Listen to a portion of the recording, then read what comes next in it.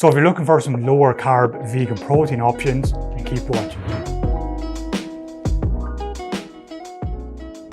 Okay, so in this video, we're going to look at some of my preferred vegan protein options. I'm going to let you know why they're my favorite. But first of all, I'm not saying there isn't other vegan protein options. These are just some of my favorites when I want to hit a higher protein goal. Okay, so let's get into it. Okay, so first up we have tempeh, which is probably one of my favorites. It's something I eat 4 to 5 times a week. The unique taste and the high protein value of tempeh is because it's actually whole tempeh beans that are fermented and then pressed together. 20 grams of protein per 100 grams. The texture of tempeh is quite dense and chewy. This makes it perfect as a vegan meat replacement. I like to use it in stir fries, in sandwiches, or even crumble it up into something like a chili. Okay, next up we have tofu. Tofu is made from soy milk that is curdled and then pressed into blocks. So the amount of protein in tofu depends on its water content, with something like extra firm having the highest amount of protein and the lowest amount of water, while something like silken tofu has the highest amount of water, the lowest amount of protein. But overall, the protein content is around 8 to 10 grams per 100 grams of tofu. So tofu is really versatile and it works in a number of dishes. Firm and extra firm tofu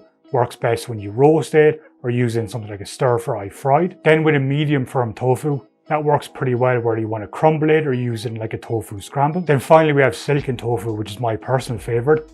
This works great in sauces or even a protein pudding. If you want to check out the recipe for my silken tofu pudding, check out my Instagram here.